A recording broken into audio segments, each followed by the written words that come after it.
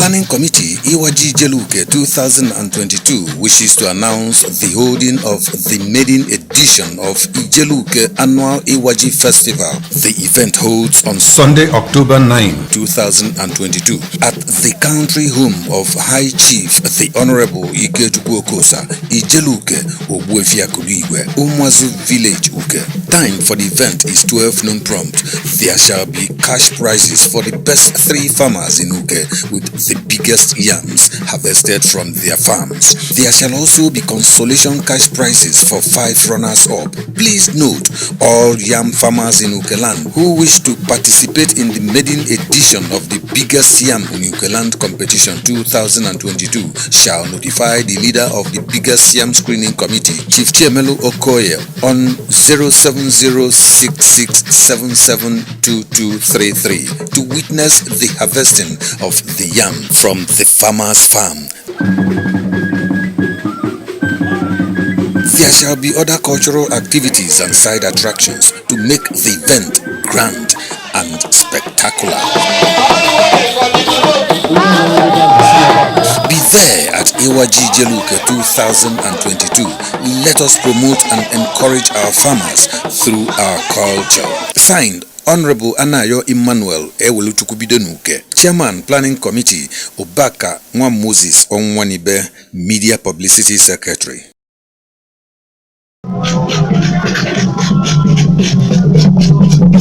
I bụ Nduke and Nduke na alọ mmụọ onye bụ ịlọ mmụọ bụ iliji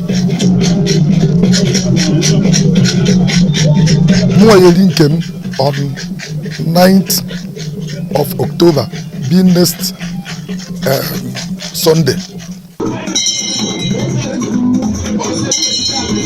Dịka ọ dị n'omenala Uke, he celebrate the culture. Kenekwa Chineke na mmiri ozuzo na nwa onye ife anyị tiri n'ala fa wee mee ọfụma. Mbọsị ya anyị na-akpọ ikwu n'ibe, na-akpọ ndị Uke, na-akpọ ndị mba kafebe kafa solo anyị kene nye bụ Chineke. Anyị eme ife a na-akpọ yam competition. Onye ọbụla ji ebukari n'Uke anyị enye prize, first, second and third, and the 5 others that follows. Can we encourage you?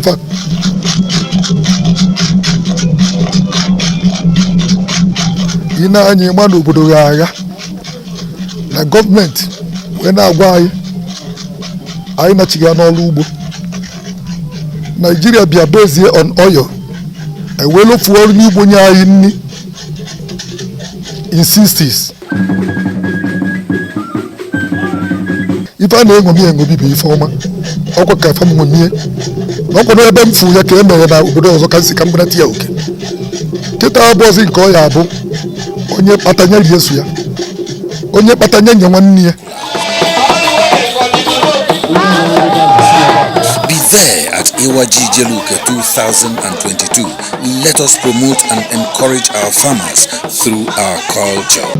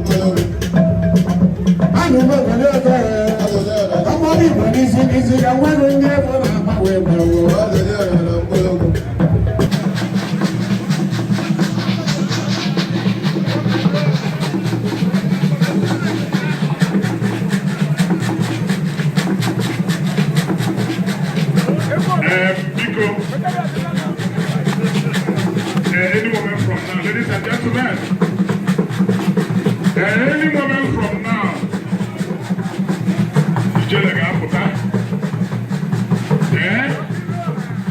Odogwu nwoke kpọrọ anyị oku eji wee nọ ebe a tata ga-apụta na ozuzu ọka maka ibe eji wee nọdụ ka mmemme bido mebe n'oge nzukọ.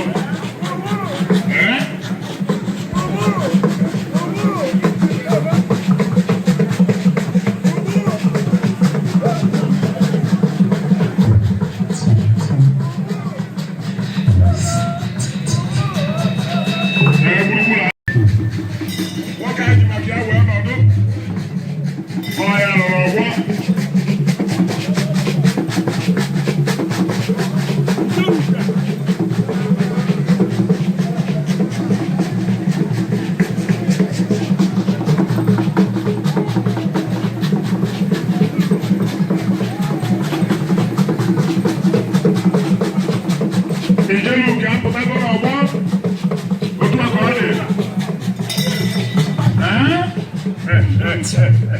Ijele akụkụ omenala uke eruere n'ama ọbịa afeghị nnọ nwoke nnukwu nwanne eri ji ọcha otu aka ọ dị. Ijele uke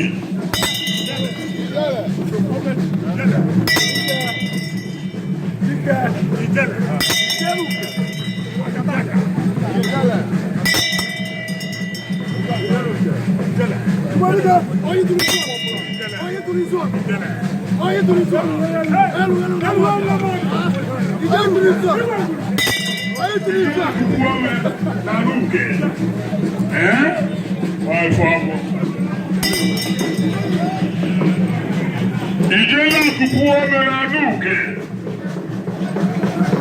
otu aka ọ dị.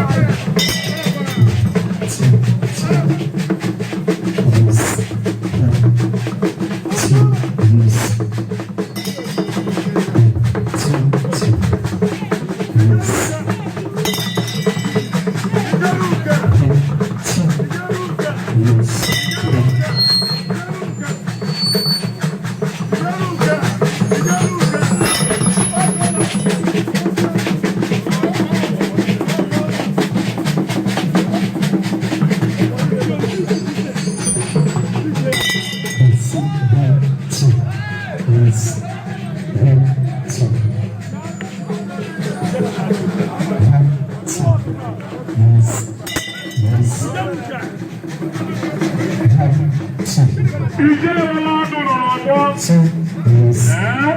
ọịbọ Ijele uke na-alụsọ ọ na-agba egwu ndị jiri ọsọ.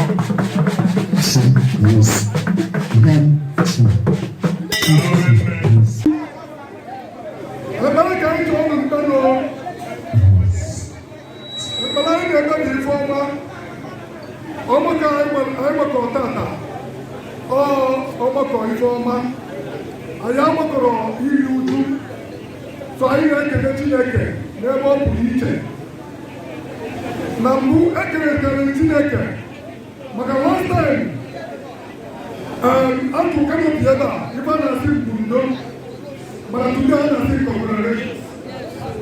So wee bụrụ ife ikele Chineke a sị na ọ ya nne narị mgbarụ onye bi aka nri na-adịrị ndụ obi aka ebe na-adịrị ndụ onye na-amụrịrị ifeọma bịarịa onye na-ada amụrịrị ifeọma nye mesị amụrịrị ifeọma ma ifeọma ya bịarịa a sị m ọnụ ma onye enye enye onye enye na-enye onye enyokwu na-enye onye enyekwuzi na-ekene nwezigbo ya dịrị adị nke mma chika anyị ga-ebi tata nke anyị na-arọ nke anyị ga-ebi na-arọ ọzọ ya akarịsị adị anyị n'uji bụ ibu tata nke arụ ọzọ ọ ya akarị etu a ọnwa ka anyị gbakọ n'ebe a nke arụ ọzọ ya akarị a sị na biko onye ọbụla dị ebe a nwere ndụ na nwanne anyị na-eri ji ofu tata bụ ji ofu ka anyị na-eri ana m agọ ndụ ofu n'isi onye ọbụla ego ofu ahụ isi ike ofu anyị ga-eji wee ba arọ ọzọ wasi Chineke ya biko nke na-akpa ahụ onye ọbụla ya mee ya nke na-akpa ahụ na-emekwa olu na-etu ibu esibe dị iche iche etu ọka ọ mepere mmanụ esibe dị iche iche wasi Chineke ya biko ọgọzi ọjị a anyị ata ya teta ndụ ọgbọ ụzọ ndụ na-esoba aba ndụ bụ isi ọzọ aba ana m anya aba ndụ na akụ na ndụ na akụ onye ji ndụ ejiri akụ nye gị ife na-emekwa wasi Chineke biko na ọ ga-enye anyị ndụ nye anyị ife akụ ma ife mere n'afọ Jizọs Kraịst bụ onye nwere biko ife anyị ga-eme ọjị anyị ka na-ete ma nke ahụ na-epeka na nke ahụ na-abịanụ na-akarịsị n'aba Jizọs anyị na-agba titi a n'aba nke nna na nke ọkpara na nke mmụọ nsọ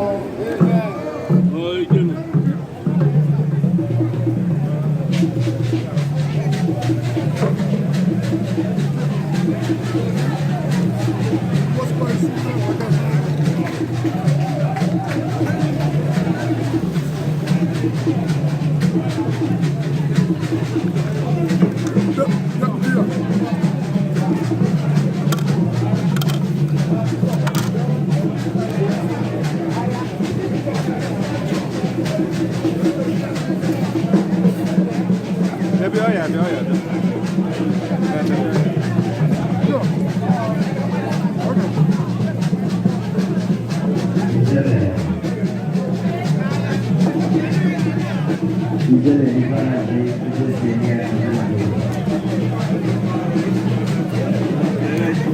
Agrupa anche la seconda cavalleria, seconda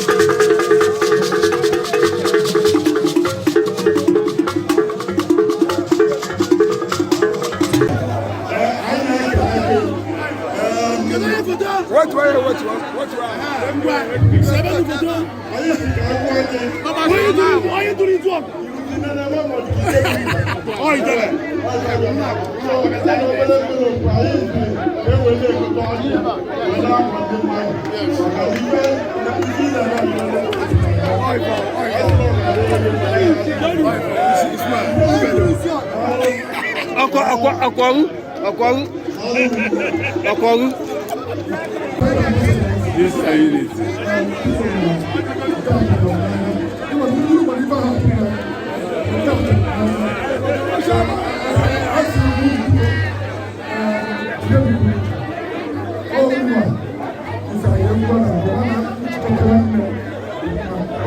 first floor. So, as you do, and that's why I see a gap. That's what I use.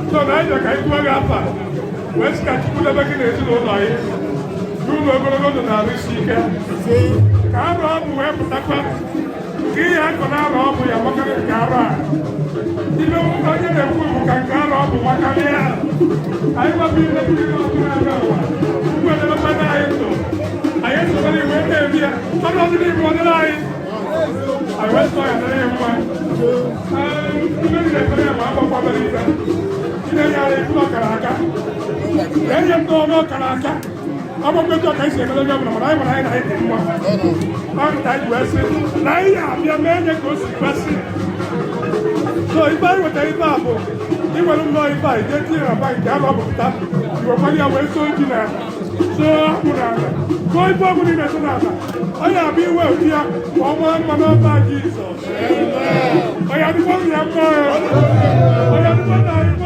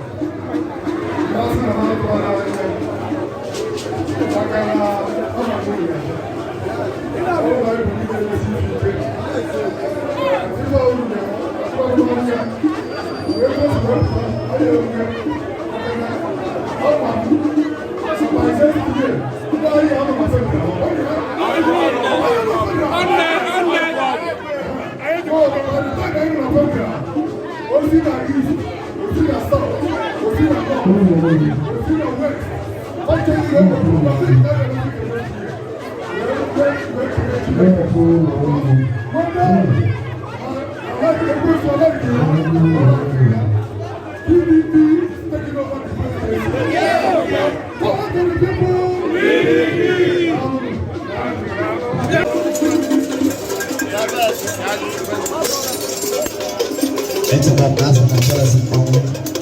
But a more than my woman. It is no care. It is no case, yeah. I don't want to lie to it is now. It is no care. Hey,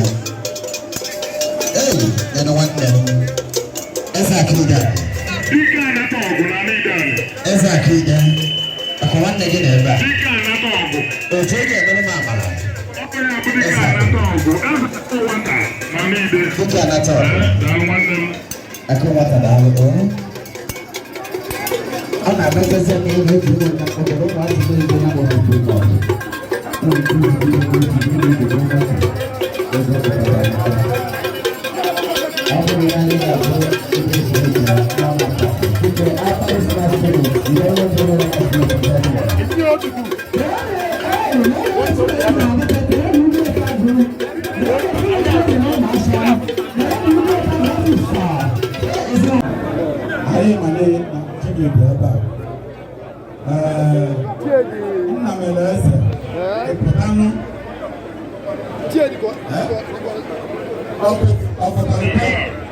Our pencil.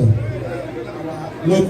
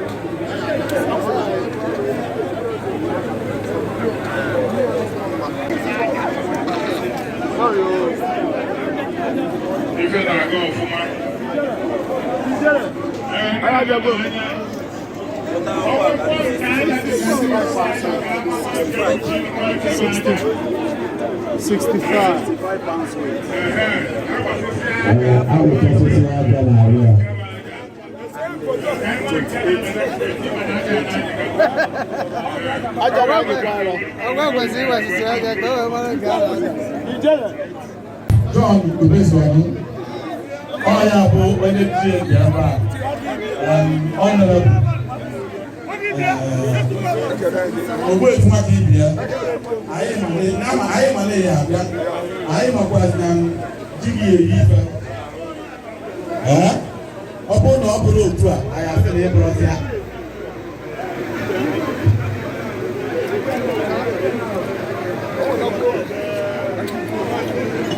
Onye nke ọzọ mkpachi bịa fee ya.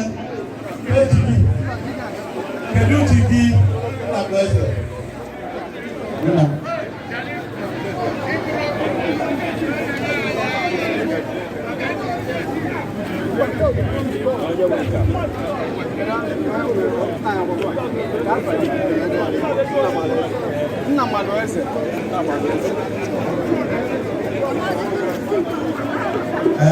GA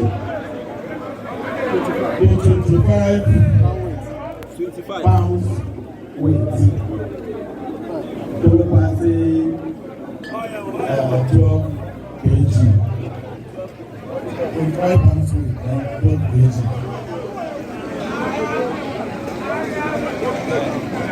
Hello.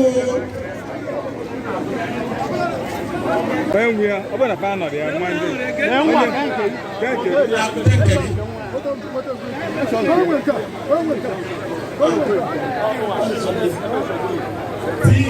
Tinka. Bunga obi chima zoche. Ndiabo 10 pounds weight. 10. 10 pounds weight. What are you doing? How many kg? Guys among the competitors. Ikechukwu Okoye. After me, I'm at the energy and there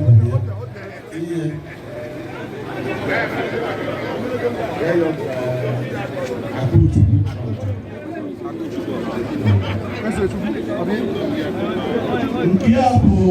15 pounds weight. 2.4 results.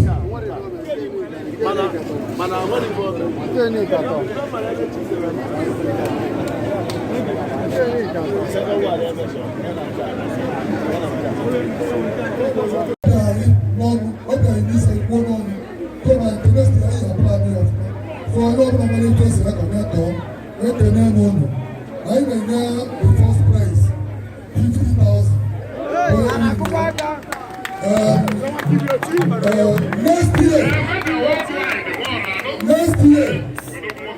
Next year, I will pay to blue, so I never want to have a new second prize, I will get 25,000. Third prize, I will get 15,000. The boy cousin, the youngest participator. I get the prize of 10,000. I'm going to give you 5,000.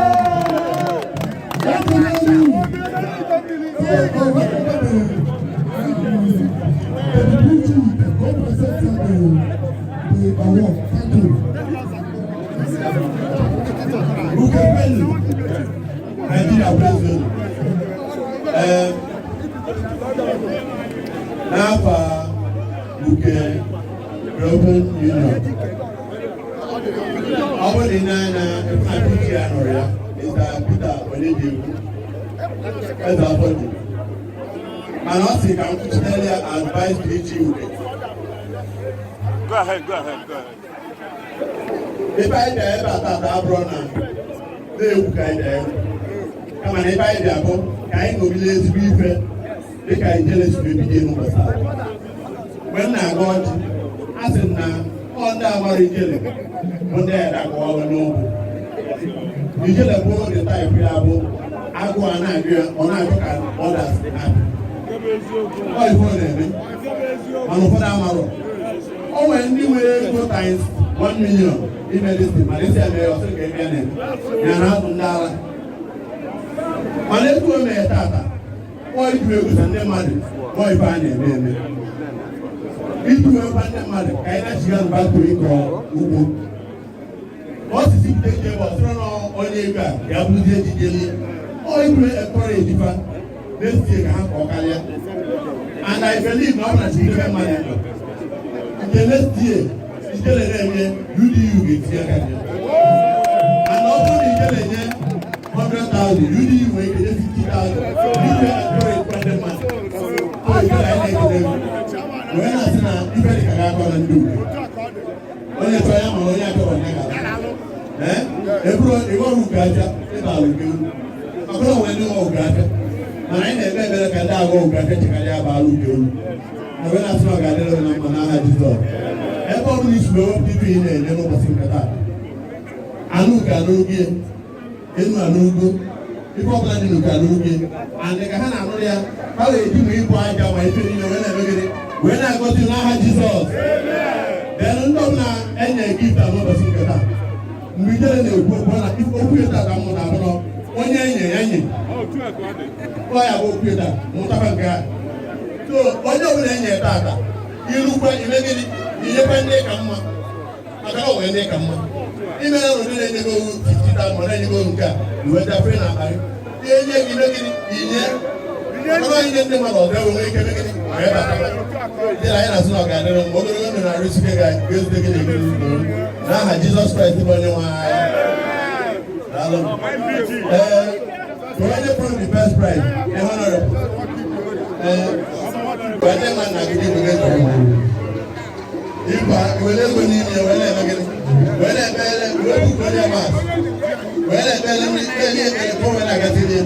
and how would I get Pakaria? When you Pakaria, God, I don't know, Manaha Jesus.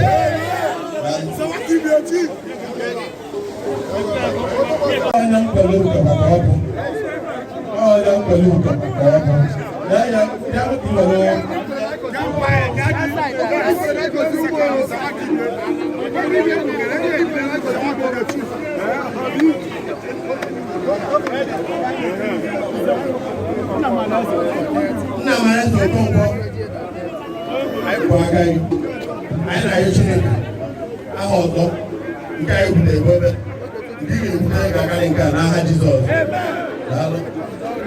Akudigwe dịka wee na-asụpọtụ wee na-encourage you. Arọ ọtụtụ iwe nwee ike ime karịa ka ime. Ịpụkwaja n'ime were wee megịnị were ego n'ime wee megịnị wee kwuru were ma Chineke wee nwee ike dị na gọọmenti maka na ọ bụrụ na nweta karịa ịkwaja ọrụ karịa ọ ga-adịrị mma n'aha Jizọs.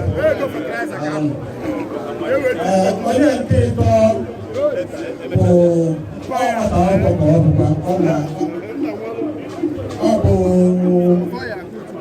ọ na-agụ university. Afọ ya bụ Mr. Okoye Akudigwe ọba ọ na-afọ ya kịta otu ọ na-anọ ya n'ọtụ ihe ya napụta ya ọ na-anụkwa n'ọkụ.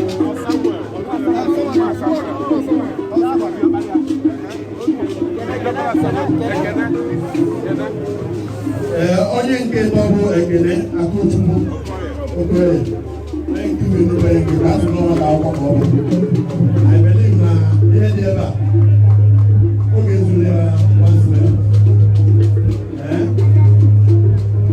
Oge zuru ya once more. Dịka nsogbu ikwu okwu na-eru ebe ọ nọ na egwu ya si anyị megide. Ọnwụ ya aka n'ime ebe a were wee megide okwu kwuru aha Akudigwe. Chineke nwere ike dị na agụgụ. Ọ nwere Chineke na agụgụ. Ọ ga-adị na agụgụ. Ndị ọ ga-adị ya mụ n'aha Jizọs.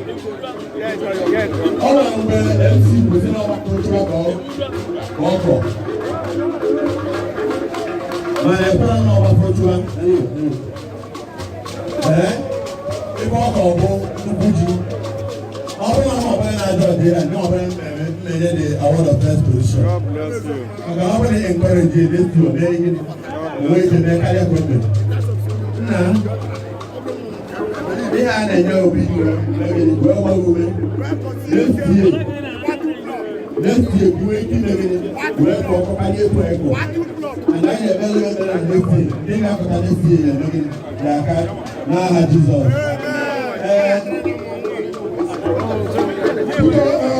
This boy is for president. Even if before the price of 10,000, you want to give 10,000. Oh my! See, I'm over there. One day we will spend it to give 5,000.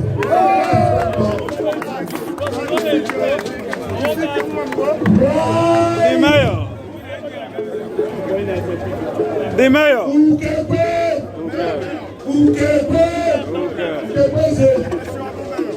The mayor.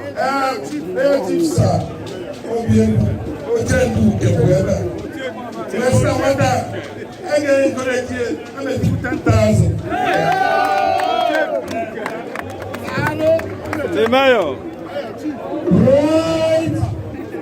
Ambassadors.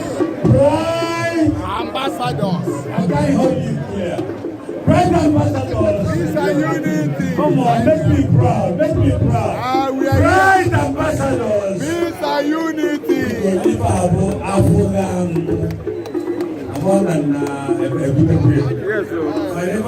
The first inspiration from Ijele. And all the easy. When you see all these, never one has sponsor after Akudigwe 8th grade.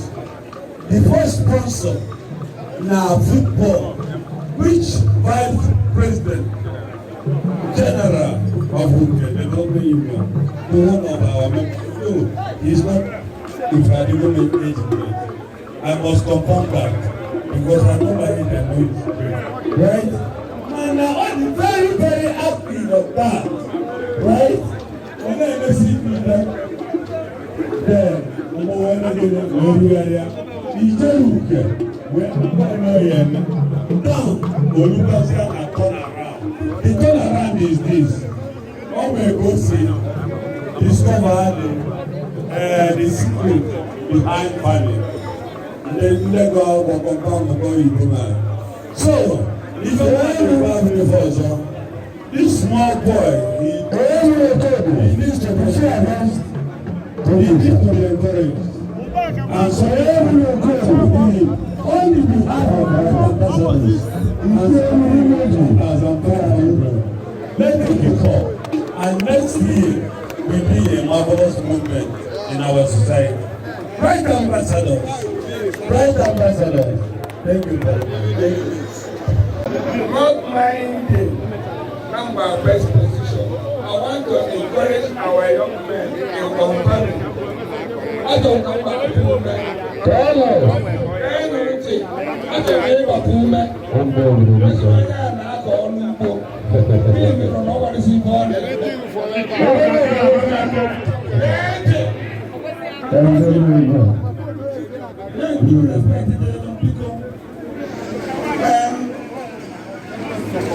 Jimmy may be about home, and I will give it out.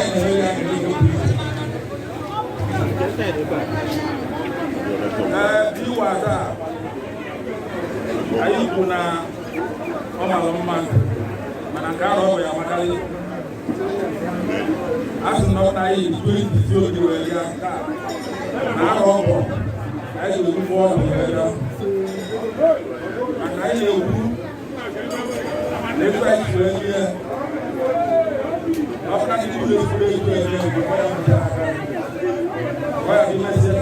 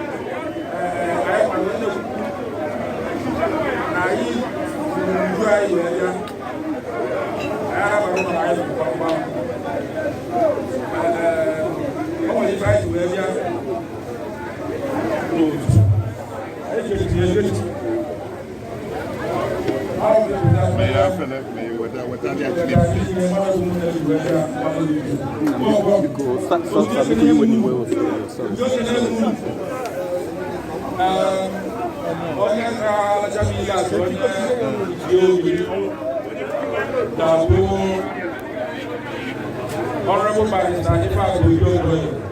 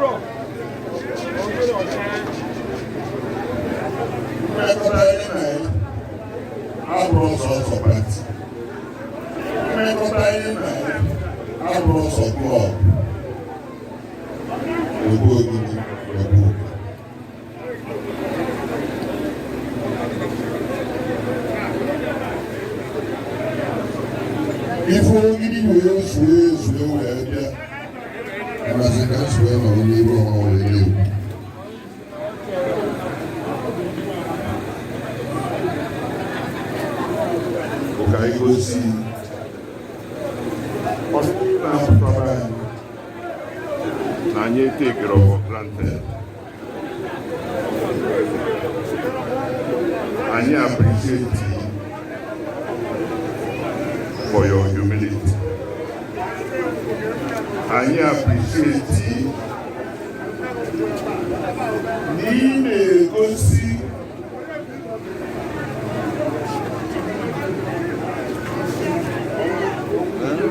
Go ahead, go ahead, go ahead.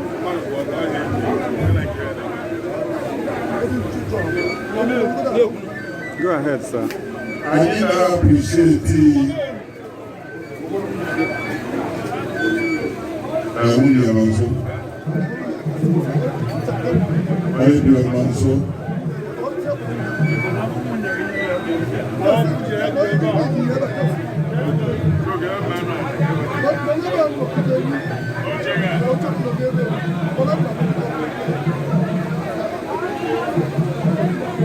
Go ahead.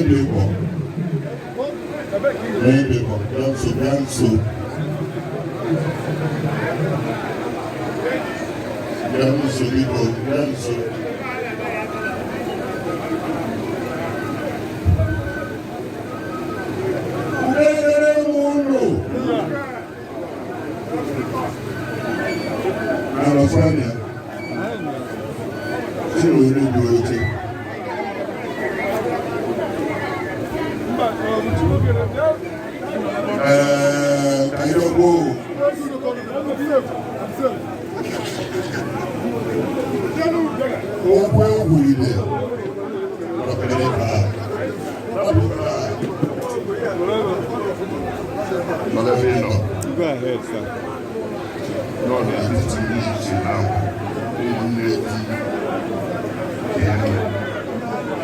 Try to see them so. Okay, Mama, put one body.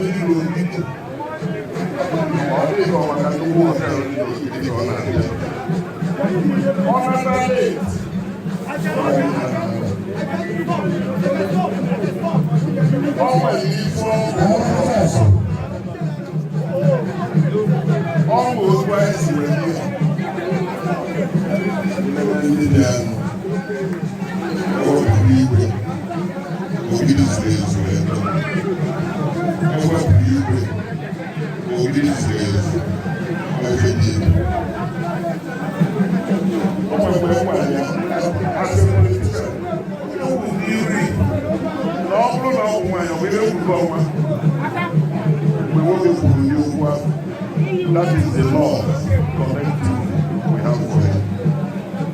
Yana, anya batara ebe a na ịfụ gbamgbam ka anyị batara ebe a na ịfụrụ ụlọ elu kama na nwanne anyị nwoke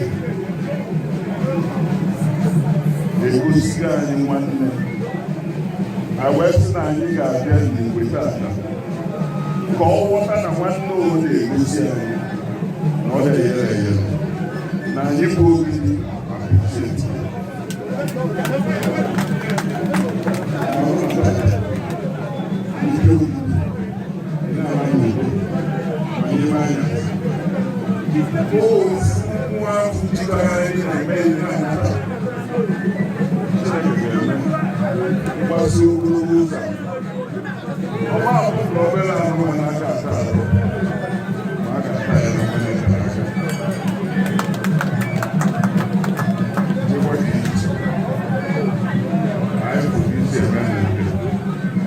Father can water that no wonder na mgbe ịzọrọ election ndị pati niile dara election n'ule uju afọ nwanyị na Ijele zọrọ election mana ọ dị isi ele ọ nwego ndị zọ n'obi mana adara kwere ihe otu a mana ịzọ n'oge abịa n'oge ọ dị isi ele ọ bụrụ maka pati anyị bịara ile na anyị ọbịa ọfụma ime ka anyị mata na anyị bịa na enyi isi ndị ọzọ nwere ike ịnọ na kano ma ọ nwere ilere anyị appreciate ancient values of saying ebe a were anyị ebe a isi okwu isi award isi ẹni fọ n'ẹlẹ ìyọ̀nà ẹ̀sẹ̀ àgbàgbà ìgbàgbà ìṣòro èyí wọn ẹ̀gbà òkè náà wọ́n ẹ̀yà kẹlẹ̀ ayé lè kú gaba àmọ́ ọ̀nà káyé náà ná lóòrù yà sọ́nà ẹ̀yà fún wa náà wọ́n ní òwú sí à ọ̀nà àbàbà àfún wa náà wọ́n ní ìdíje.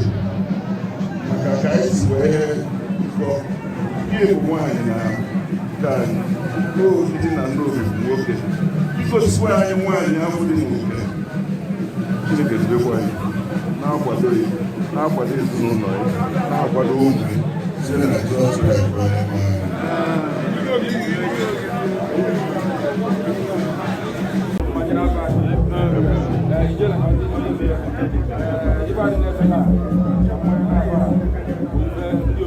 na ndị ogidi bụ ndị